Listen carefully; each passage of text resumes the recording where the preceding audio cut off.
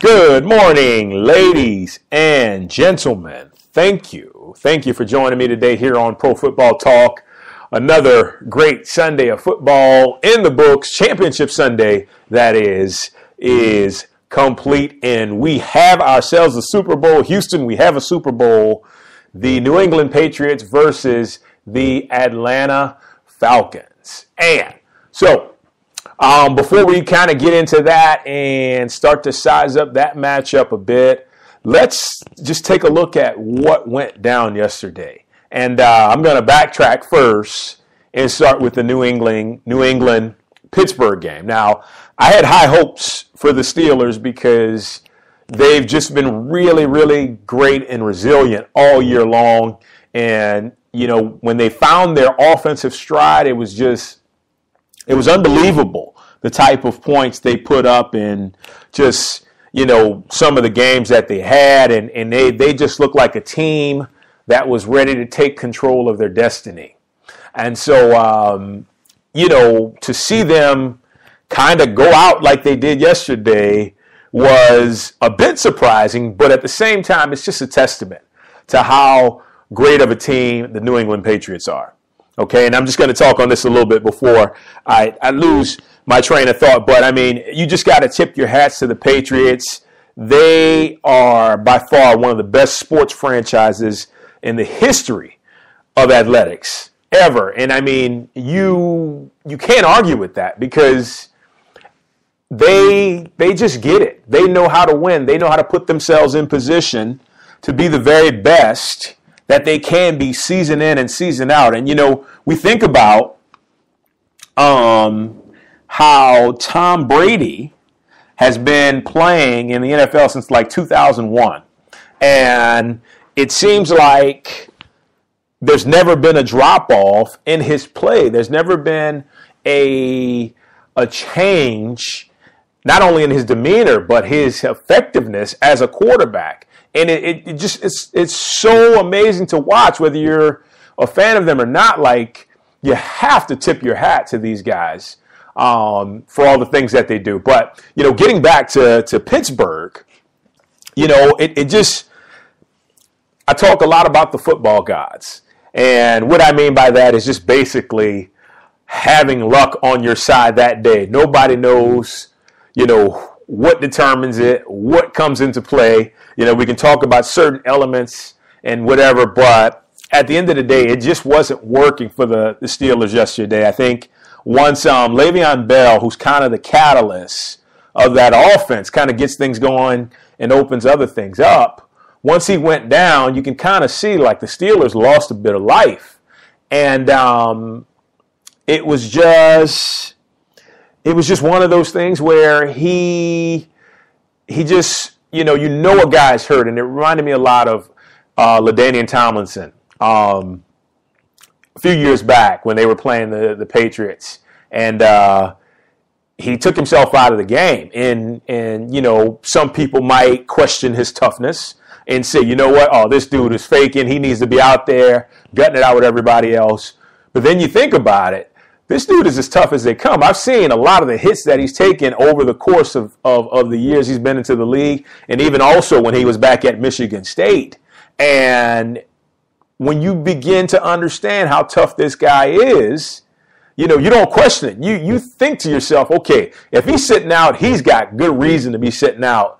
And it just kind of took the life out of the Steelers because when they didn't have that running game and that dynamic running game that Bell brings to the table, it just kind of got away from them. And, you know, as great of a player as Antonio Brown is, and as great of a quarterback as Ben Roethlisberger is, it just wasn't enough. It wasn't enough to overcome the obstacles that were the New England Patriots that day. But Pittsburgh, by no means do you have to hang your heads. You guys had a great season. You know, every AFC team just has to go back during the offseason and ask themselves, how do we beat the New England Patriots? How do we beat the New England Patriots? And I think you have to start there because if you don't start there, you'll find yourself in the same position as you were this year. You've got to bring in some kind of piece of the puzzle. I don't care if it's a coach, if it's players, whoever it is that can make the difference as it relates to your team being able to be victorious. And, I said this last week, and I'm going to say it again. If you want to beat New England, you better be able to hit Tom Brady in the mouth. You better be able to get pressure on the quarterback. You better be able to score. But more importantly, you've got to be physical. And I just can't get out of my mind that game that Denver played in the AFC Championship last year and how amazingly effective that was. And I talked about that on the last podcast about in order for these guys to be successful, they were going to have to hit him. And I mean, it was non-existent. It was like they were out there being so pedestrian in getting to the quarterback that he had all day. And then you get Chris Hogan, who's a really great underrated receiver in his own right, burst out for a game of 180 yards receiving, which is just fantastic. Got to be happy for the guy. But, once again, if I'm Pittsburgh, I'm going back to the drawing board and I'm thinking, okay, we've got a really great team. We've got the killer bees. We've got all these pieces in place, but what is it? What is it going to take to make us better? And what I mean by make us better, what's going to help us get over the hump of beating the Patriots? Once we can figure that out, then we can start thinking Super Bowl again. But once again, hats off to them in the season that they've had. Truly amazing. Really great to see them play well all season long. Looking forward for that team to come back next year and just give another run at it, because that's what they do. Coach Tomlin was a great coach. Ben, great quarterback. Bell, Brown, all the other guys that kind of make up the nucleus of that team are really, really terrific guys. So happy for them. Now, next game I wanted to talk about was, of course, the Packers and the Falcons. And one of the quotes that stands out to me the most is Mike McCarthy, I think is his name, is how you pronounce it. Anyway, he said, basically, we just ran into a buzzsaw. And that just kind of lightly encompasses what happened yesterday in Atlanta. So I follow the New Orleans Saints, being from New Orleans, and I'm a fan of them. I can honestly say that. But I got a chance to watch them play the Falcons twice. I'm also a 49er fan, and I got a chance to see the Falcons. I kind of followed the Falcons all year long. And, when they did the first couple games, it wasn't something that you think is something to get all excited about, because most times the Falcons really didn't get much media coverage, much notoriety. They played the Rams here out in L.A., but they beat up on them so bad that I think Fox switched over the games at like the second or third, like the third quarter or something like that. It was just, it wasn't really something for the country to see because the Rams were so terrible. But, after watching this team over the course of the year and the dynamos that they are on offense, and then not to cast aside how great that defense has been playing, and those guys getting pressure on the quarterback, those safeties and Allen, and you have Alford over at cornerback, like those DBs being really physical as it relates to the type of hits they're getting on people. This team snuck up on a lot of folks. A lot of people just didn't think that the Falcons had what it takes or had what it took to get to the point that they are right now. And you just watched them yesterday. Last week, Aaron Rodgers was a man possessed. I was even saying that Aaron Rodgers was like a superstar. Aaron Rodgers was this. Aaron Rodgers was that. And he played well at times, but he just did not have an answer for what Matt Ryan was doing offensively with the Atlanta Falcons yesterday. And to think, Julio Jones didn't really even get involved until the second half. I mean, Mohamed Sanu, I can remember this guy coming out of Rutgers. He looked more like a running back, and you can tell he's kind of trimmed up a bit. He's worked on his route running and his agility and stuff, and he's turned into a great number 2 wide receiver. So he's an awesome compliment to Julio. But, you saw him kind of going off in the beginning, and then once they rolled the coverage over, Julio just kind of came out of nowhere. And what's scary to think is that this dude ain't even 100%. He's not even, he still has that toe that's bothering him.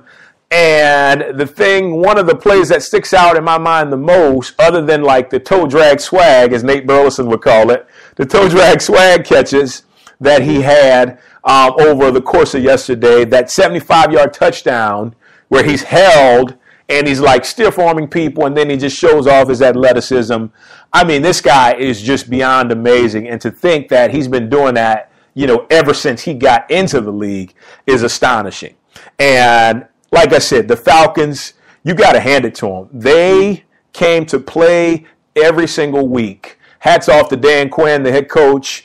They came to play every single week, and they bought their hard hats, and they didn't let up. They didn't let up. I talked about scheme last week with the Patriots. Well, Kyle Shanahan has done such an amazing job, which is why he's headed to San Francisco now. But he's done such an amazing job with these guys in setting up schemes and different type of just game plans to put them in the best position possible to be successful. Like, that's why you can see Tevin Coleman explode, or Devontae Freeman explode, or the Sanu coming in, and Jones and Robinson and all those other guys jumping into the mix and really playing well. It's just because Kyle Shanahan has devised a just pragmatic program of dynamic plays to help all these guys get involved and help all of them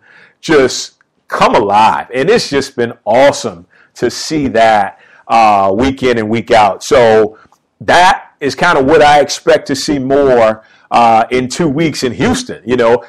Atlanta's gonna figure out that game plan as to, okay, we'll take whatever they give us. And I think that's what's been great about them. That's why they're able to win. They've taken whatever the defense gives. So you want to double Julio? We got these other guys on the side. You want to put 6 DBs in and take care of our receivers? We're going to run the ball against you. You want to stack the front up with 8 people? We'll play action. We'll throw to our tight end. We'll do all these things. And they get it. They get how to make adjustments and how to still make plays because they're not one-dimensional. And I think that was one of the biggest things you saw with this team throughout the year, and also with the Patriots. They've never been one-dimensional. They've always been able to run the ball, throw the ball, and you have to do that if you're going to win championships, in addition to have that defense who can go out and stop people week in and week out. So I feel like it's going to be a great time to see how each team game plans for each other. They got 2 weeks to get ready. You got Tom Brady and the Patriots, 7th Super Bowl appearance, coming out ready to just basically add to their legacy. And you got the Falcons, who look like the team of destiny, who look just hungry and ready to get out here and just, show the world what they're all about. Rarely did they get the opportunity, the shot to show on national TV what the Dirty Birds were bringing to the table. Now the entire world's going to be watching, and I think these guys are going to really come out to play. So I'm looking forward to a great game. I can't wait to talk more about it as we go along. Other than that, guys, thank you so much for joining me on the Pro Football Talk podcast.